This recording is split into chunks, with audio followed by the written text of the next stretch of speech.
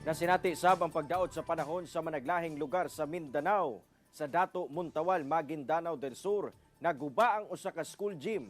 Samtang napalgang patay ang usa ka 87 anyos nga lalaking nanagat atol sa pagdaot sa panahon sa Marihatag, Surigao del Sur. Kini ug uban pa sa report ni Jestoni Humamil. Nahagba kining atop sa usa ka gymnasium sa usa ka tulunghaan sa Dato Muntawal, Maguindanao del Sur. Kini atol sa pagdaot sa panahon sa lungsod Martes sa hapon. Saysay pa ni Mona Liza Alimanan, kinsa estudyante sa maong tulunghaan. Maayo kuno kay walay mga estudyante atol sa hitabo. Yung on process na po yung meeting namin.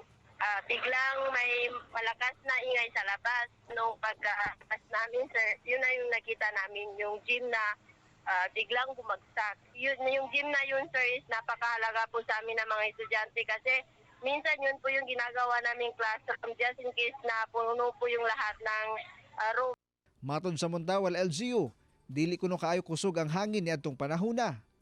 Parang mahina siguro ang yung kumbaga yung sa substandard siguro ang pagkagawa kasi hindi naman gaano kalakasan ng hangin. Samtang wala sab kaikyas ang pipila ka mga munisipyo sa Cotabato nga gibayo sa kusog nga hangin.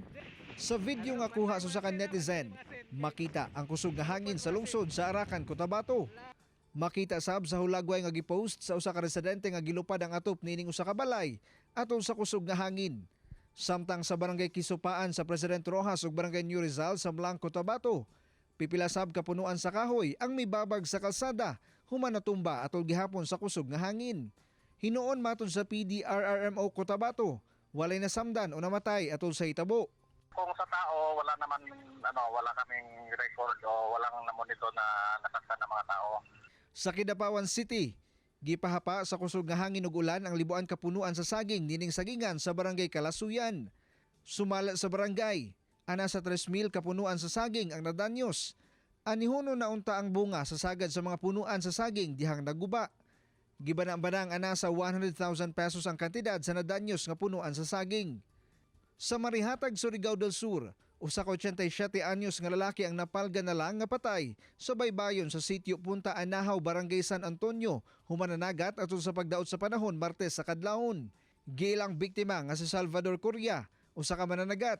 Sumala sa kapulisan, gipugnan kuno sa anak sa lalaki nga managat kini kay daot ang panahon Lunes sa hapon. Apan mipugos kuno kini. Kadlawon na niadtong Martes nakita ng patayng lawas ni ini ug ang naguba nga baruto nga gisakyan ni ini. Nagpadayon ng investigasyon sa kapulisan sa insidente. Ako si Jess Tony Humamil para sa One Mindanao.